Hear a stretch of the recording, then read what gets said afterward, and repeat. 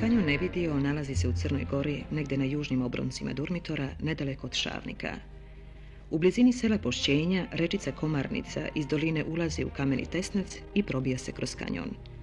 U dužini od nekoliko kilometara, sve do mesta gdje Komarnica prima pritok u Pridvoricu, proteže se kanjon Nevidio, divlji, nepristupačan i neprohodan. Za razliku od divlje kanjona, njegova okolina deluje vrlo pitomo. Ovo je selo Pošćenje koje su sadilo uz pašnjak i šumarke. U njegovom podnožju leže dva jezera, Bistra i Prozirna. Obale su im obrasle trskom u koje se mreste pastrmke. Veliko i malo Pošćensko jezero ne nalaze se na geografskim kartama i turističkim prospektima, iako ne zaostaju za najlepšima u našoj zemlji.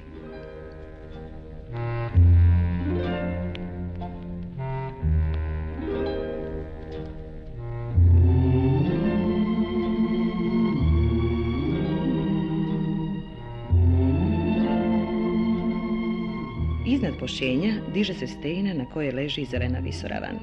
Selo je zato i dobilo ime Pošćenje jer se smestilo pod stene. Tu sa visoravni može da se sagleda kanjon. Na jugozapadu je planina Vojnik, čiji suri profil najbolje karakteriše divlju lepotu ovih predela.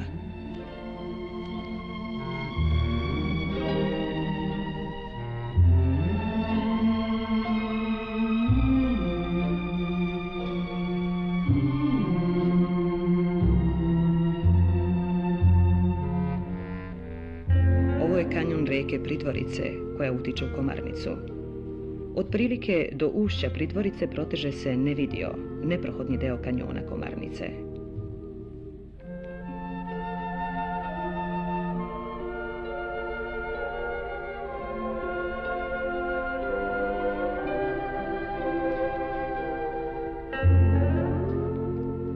Visoravan iznad kanjona pristupačna i prijatna. Po šarenom zastiraču od trave i cveća igraju se nestrašni leptiri.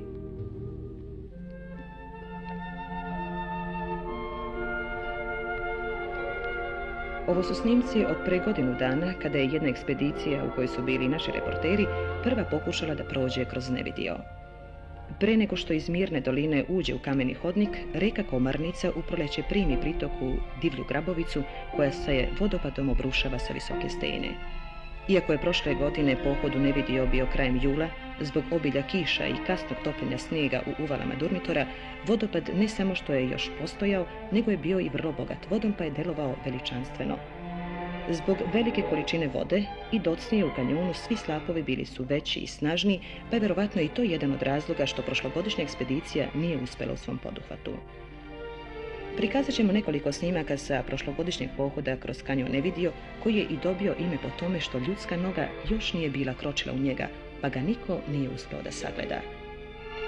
Ekspedicija je bila sastavljena od nekoliko beogradskih i nikšićkih planinara, kojima se pridružila i televizijska ekipa. Iako grupa nije bila najbolje organizovana i opremljena, ipak je raspolagala jednim gumenim čamcem, bez koga bi kretanje bilo nemogućno, jer se isključivo prolazilo kroz vodu. Iza svakog vodopada ležalo je duboko jezero. Samo mestimično rečica je imala relativno miran tok, inače ili se prelivala kaskadama ili se rušila slapovima visokim i po nekoliko metara. Kretanje po kamenju bilo je otežano zbog klizave površine. Kanjon se negde sužavao na svega nekoliko metara. Zid od stena, koji ga opasuje, visok je i do 700 metara.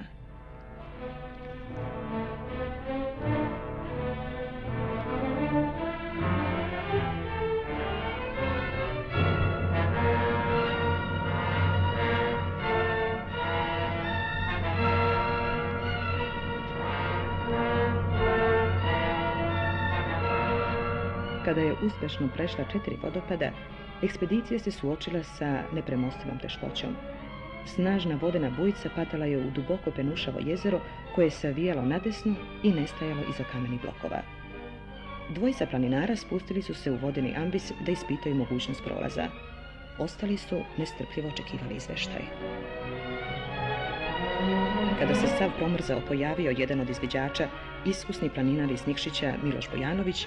Već po njegovom izgledu moglo se naslutiti da ne nosi dobre vesti. Iza jezera sledio je nov vodopad, još dublji i veći. Dalje je bila potpuna neizvesnost. Postojala opasnost da je povratak nemoguć. Dakle, ako se krene alternativa, ili probiti se naprijed, ili ostati u kanjonu zauvek. Da bi se sa sigurnošću izbeglo ovo posljednje, trebalo je biti bolje opremljen. Dan se bližio kraju. Na kratkom sastanku koji je poslužio i za okrepu, pala je odluka. Natrag. Tužna srca vraćali su se istim putem. Naš izveštač Milan Kovačević rekao je u prošlogodišnjoj televizijskoj reportaži o ovom poduhvatu. Zbogom ne vidio. Nećemo te nikad zaboraviti. Ako ikad osjetimo reumatizam, znaćemo gdje smo ga dobili. Mi nismo uspjeli, ali uvjeren sam da će uskoro nekome poći za rukom da te savlada. I zaista, godinu dana poslije ovog pokušaja kanjon je osvojen. Nevidio neće promijeniti ime, ali on je viđen. Grupa alpinista iz Nikšića, u kojoj je bilo nekoliko članova iz ove prve ekspedicije, 3 dana se probijala kroz kanjon i najzad ga je savladala. Vođa ove ekspedicije, Miloš Bojanović, reći će nam nešto o tom poduhvatu. U planu rada našeg društva za ovu godinu predvidjeli smo osvajanje kanjona Nevidio. Kanjon Nevidio, kao što je poznato našoj javnosti, ostao je neosvojen sve do sada. Ideja za osvajanje ovog kanjona nikla je još davno, ali mi nismo imali ranije tehničke mogućnosti, niti obučenih ljudi, niti materijalnih sredstava. Međutim, ove godine to smo sve stvorili i u našem planu unijeli smo ovu akciju. Pripreme za ovu akciju vršene su još poodavno. Naime, one su sastojale u nabavci potrebnog materijala, kojega je za ovu akciju trebalo dosta pribaviti, zatim prikupljanju finansijskih sredstava i obučavanju ljudi u alpinističkim vještinama. Za obuku ljudi smo iskoristili jedan savezni alpinistički tečaj na Prenju, koji je dosta pomogao našim mlađim alpinistima. Sama akcija, tog probijanja kroz kanjon Nevidio trajao je 3 dana, međutim mi smo nešto ranije došli, podigli logor, vršili izviđanja i pripreme, kao i na osnovu pojedinih vježbi specijalnih koje smo izvodili, mi smo izvršili selekciju ove takozvane udarne grupe koja je trebala da ide kroz kanjon. Sam plan akcije bio je podešen tako da smo celokupno ljudstvo, članstvo, našeg društva koje je bilo gore u logoru, podijelili na 4 grupe. Prva grupa zvala se udarna, koja je išla kroz kanjon, druga je bila rezervna, koja je imala zadatak da pomogne udarnoj grupi i da održava vezu sa njom, kao i da uzvodno od takozvanog mjesta Manastirište pomogne udarnoj grupi pri izlazu iz kanjona. Treća grupa bila je za obezbeđenje kanjona od obrušavanja kamenja kojega ovce i čobani obavljaju svakog dana, a četvrta grupa, koju su sačinjali naše najmlađe planinarke, imala je zadatak da obezbeđuje logor sa ishranom i njegovo održavanje. Tokom naše akcije proboja kroz kanjon Nevidio mi smo naišli na mnogo koje čega na šta nijesmo računali. To su vertikalne stijene, vodopadi, tuneli i druge zgode i nezgode na koje se nailazi kroz dosad neprohođeni dio, i o svemu tome snimljena je reportaža za radio televiziju koju ćete vidjeti, a pored toga snimljen je i dokumentarni film u režiji našeg planinarskog društva, kojega ćemo, nadam se, imati prilike da prikažemo našoj javnosti sa više detalja nego ćete ih vidjeti kroz ovu reportažu. Nikšiški planinari postavili su 28. jula logor u dolini nedaleko od Velikog Pošćenskog jezera, a neposredno ispred kanjona, pored Komarnice, koja je ovdje još tiha i smirena. Bilo je predviđeno da se za 2 dana obave pripreme i vežbe. Iako se jedna grupa omladinaca pre nekoliko dana vratila sa Prenja, gdje je prošla alpinistički kurs, ipak se održalo kontrolno vežbavanje da bi se obavio konačan izbor udarne grupe koja će ući u Nevidio.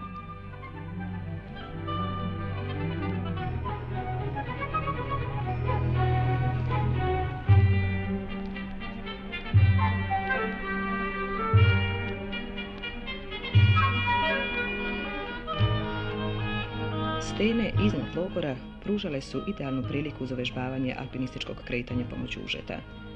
Ovo je takozvano spuštanje pomoću prusnika.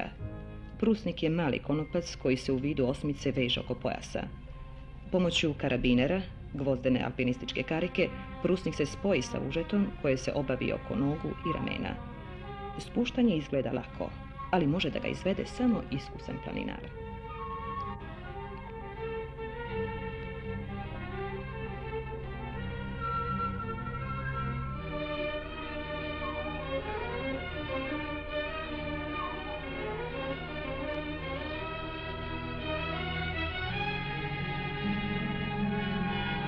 Ako planinar nije pažljiv, može da nastrada od kamenja koje se obrušava. Kad se nespretno počne, potreban je krajnji napor da se povrati ravnoteža. Najzad je odabrana grupa koja će ući u nevidio. Evo ih.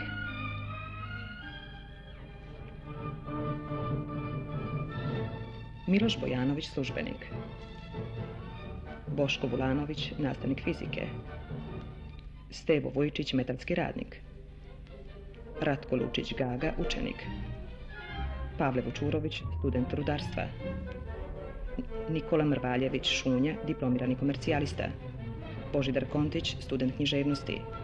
Miodrag Kovačević, diplomirani pravnik. Vlado Mićunović, novinar. Milan Tadić, snimatelj. 11. član ekipe bio je naš snimatelj Milan Pešić, čija je kamera zabeležila i ovu posljednju smotru pred polazak.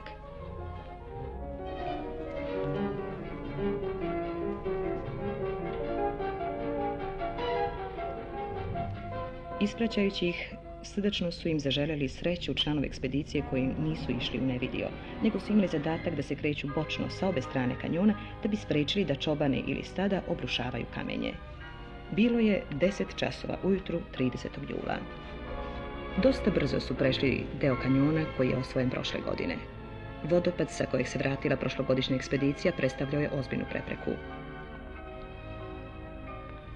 Tu su u vir skočili Ratko Lučić Gaga i Stevo Vujčić, poneli konopac i plivajući zamakli za okuke. Niz konopac je spušten čamac kojim su se postepeno prebacili ostali članovi ekspedicije. Snimke o ovome nećete vidjeti, a poslije ćete doznati razlog. Pustit ćemo našeg snimatelja Milana Pešića da nam opisuje dalji tok pohoda. Kad smo prešli još jedan vodopad, izašli smo na travnatu dolinicu skoro okruglu, na kojoj je odnekud prigrijavalo sunce. Miloš nas je pozvao da se tu odmorimo pola sata i da se okrepimo. Uzeli smo suvo grožđe, šećera i limuna. Malo se osušili, a poneko je u stenu uklesao ime. Kad smo krenuli s ovog mesta koje smo nazvali Sunčana dolina, ispred nas se isprečio veliki spiralni vodopad koji se ulivao u Modro jezero. Tu je sa velike visine glavački skočio u vodu Nikola Mrvaljević Šunja, poneo je konopac, čekić i klinove, a zatim smo mi sišli vazdušnim liftom pomoću karabinera. Prelazak preko vodopada, kojeg smo nazvali Šunjin vodopad, bio je dug i naporan. Malo kasnije ispriječila se na izgled nepremostiva prepreka. Bio je tu uzan tesnac gdje se kanjon na najtešnjem delu sužavao na 40 cm. Tu se nebo nije vidjelo nikako, a dole veliki buk vode koja je ključala, od čega su strane nevidija jezivo odlegale.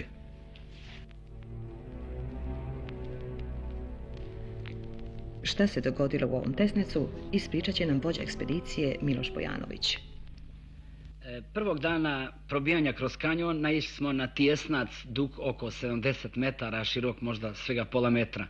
Prolazeći kroz ovaj tjesnac čamcima, plivajući, verajući se, Milan Pešić, snimatelj radio televizije, okliznuo se i pao u vodu i izgubio 2 filma. Po ovom njegovom, nazovimo ga malom udesu, nazvali smo ovaj tjesnac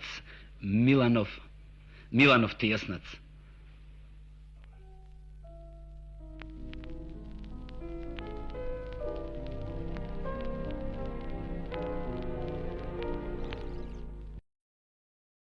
Kod ovakvih poduhvata nikada ne može da se predvidi sve na šta će se naići tokom posla.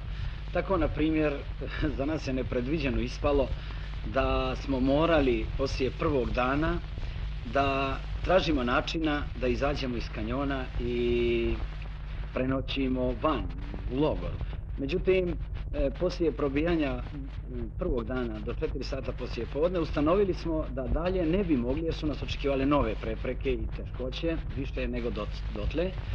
a povratak nije bio moguć zbog spuštanja niz strme stijene i tako dalje. Pa smo se odlučili da ispitamo mogućnost izlaska iz kanjona bočno. Tako smo poslali dvojicu mlađih alpinista, smjelih, da ispitaju mogućnost izlaska i njihov, valjda, entuzijazam alpinistički nije im dozvolio da kažu da je nemoguće, već da se to može. I pomoću užeta koje su oni zategli skroz od vode do vrha, uspjeli smo do noći da izvučemo 6 članova ekspedicije, dok su 5 zbog nastanka mraka zajedno sa mnom morali smo da ostanemo da noćimo u stijenu. Ova noć bila je jedna od najdužih. Naime, morali smo na svega 2 kvadratna metra površine da ostanemo cijelu noć prikovani našom alpinističkom opremom za stijenu i da tako bez vode, bez hrane provedemo čitavu noć i da tek ujutro oko 9 sati niz ta ista užat zategnuta došla nam je prva hrana iz logora i spustili se oni koji su uspjeli prethodnu noć da se izvuku. To je u stvari bila jedna od najdužih noći koje smo imali u svojoj praksi za sve nas koji smo proveli tu noć u stijeni. Zbijena uz oskudnu vatricu, kraj koje je uvek neko dežurao jer je trebalo ekonomisati sa ono malo drveta, grupa na stijeni jedva je dočekala jutro. Noć u kanjonu bila je neprijatno hladna. Naročito je u teškom položaju bio mladi radnik Stevo Vujičić, koji na sebi imao samo kupaće gaćice. Srećom, snimatelju Pešiću pala ideja da mu da najlonsku kesu koja mu je štitila kameru od vode, pa je mladić nekako uspio da provede noć. Kad su se ujutro spustili odozgo oni koji su sinoć bili izašli iz kanjona, doneli su hrane i drugih potrepština, među kojima se našla i boja. Ucrtana je planinarska markacija koja sigurno neće nikome biti putokaz. Sa logorišta u steni planinari su se spustili do reke. O događajima drugog dana Milan Pešić kaže: Drugog dana, 31. jula, bilo je najteže i najzanimljivije. Kanjon je bio sve teži i stravičniji. Od one mirne i stidne rečice Komarnice koja tiho teče kroz Komarničko polje, u Nevidiju voda se pretvarala u prašinu, padala je preko 100 manjih i većih vodopada, probijala se uskim koritom.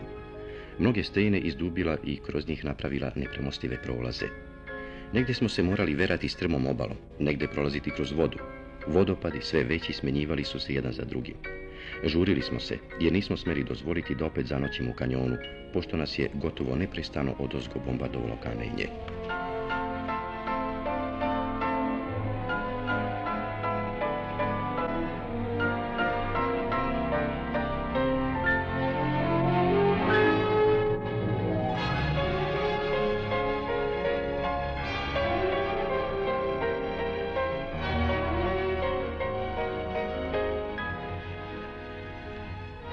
Ovakva se prilika nije često pružala. Zalutalo stablo poslužilo je da se napravi most.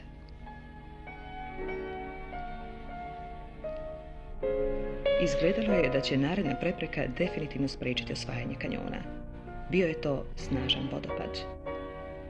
Nikšiški planinari koji su svakom delu Nevidija davali ime, nisu ga bez razloga nazvali Maniti Buk. Morali su ga zaobići verući se bočnom stenom. Jedan po jedan spuštali su se ovim opasnim putem.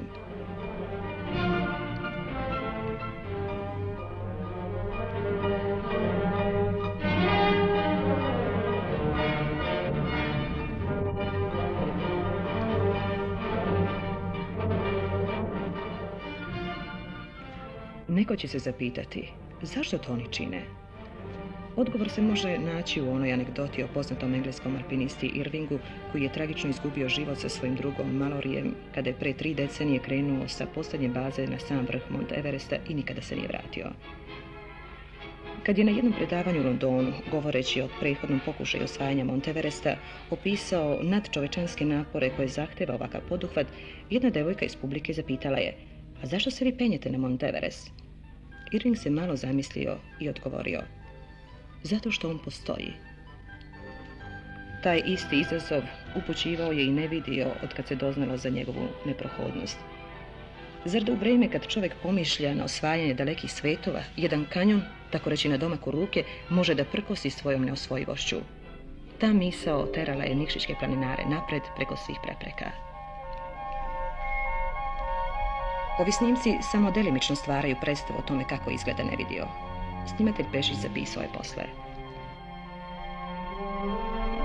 Mnogi utisci i slike gube se iz pamćenja pred sve stravičnim i lepšim delovima kanjona. Tu je po bezbroj puta isprepletena lepota sa stravičnošću. Tu su stene raznih dimenzija i oblika. Tu je uzano korito pomamne vode koja kao da ne teče nego samo strahovito huči. Tu su ogromne glatke litice visoke po nekoliko stotina metara. Tu su veći i manji vodopadi i jezera. Prolazak kroz Nevidio je doživljaj svoje vrste, ali i opasna avantura, ispit hrabrosti, izdržljivosti i snalažljivosti.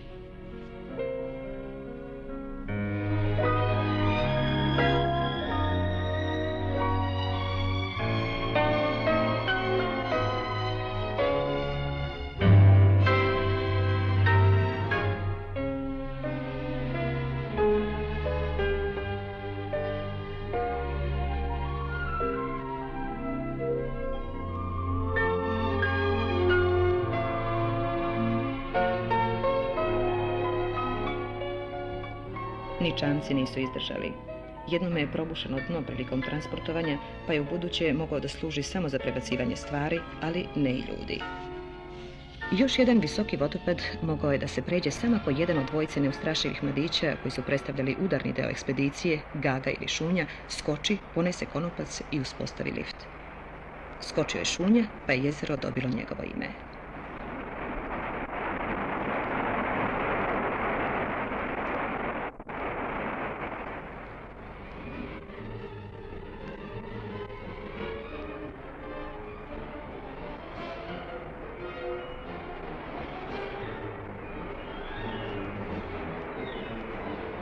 Opasnost ovakvog prelaza donekle je umanjena postavljanjem čamca koji je čovjek dodirivao nogama, prebacujući se postepeno.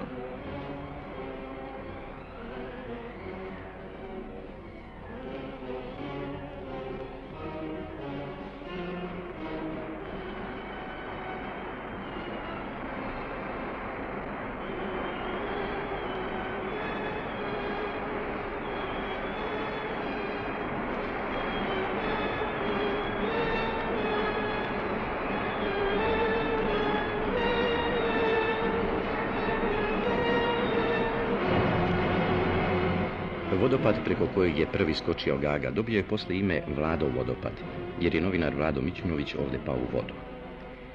Kad se približio kraj drugog dana, Nevidio je još pružao otpor. Srećom sumrak nas je zatekao na mestu gdje se moglo bočno izaći iz kanjona. Isperi smo se Šerpasovom stazom, nazvanom po mladom seljaku iz Pošćenja Savi Bašoviću Šerpasu, koji je jedini od meštana na 2-3 mesta silazi u kanjon da lovi ribu. Trećeg dana, 1. avgusta, bilo je već jasno da će poduhvat uspeti. Posljednju barikadu predstavljao je jedinstven vodeni tunel, koji smo prozvali kapija kamikaza. Prvi je uronio u neizvesnost Scevo Vujičić.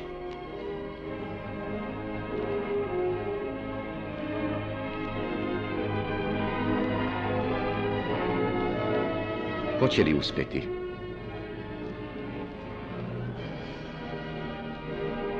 Najzad, kako su sekunde bile duge. Miodrag Kovačević, koji se spustio drugi po redu, nije tako spretno ušao.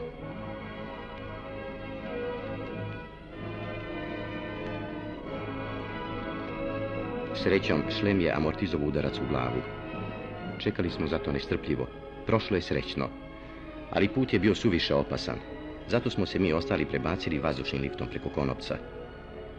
Kada je prošlogodišnja ekspedicija morala da se vrati iz kanjona, pokušala je proboj uzvodno.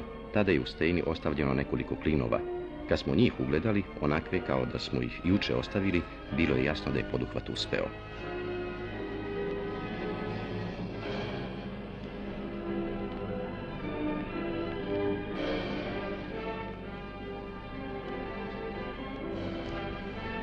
Uskoro su se čuli glasovi rezervne grupe koja se bila spustila u kanjon na kraju njegovog nepristupačnog dela.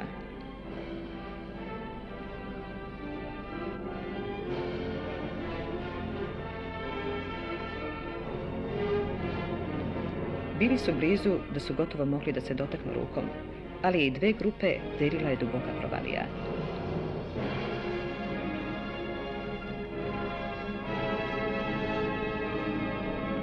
Šofer Petar Đuranović našao je neku gredu i napravio most.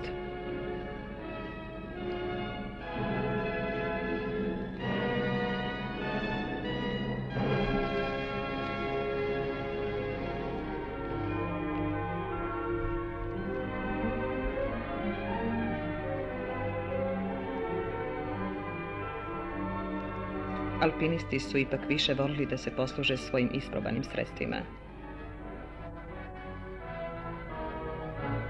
Spuštanje niz konopac sada im je pričinjavalo pravo zadovoljstvo.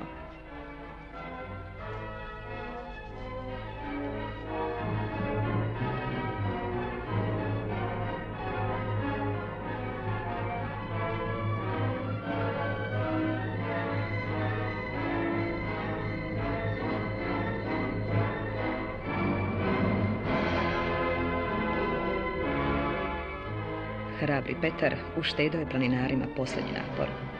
Šofer je preko svoje grede prešao na drugu stranu da vrati konopac.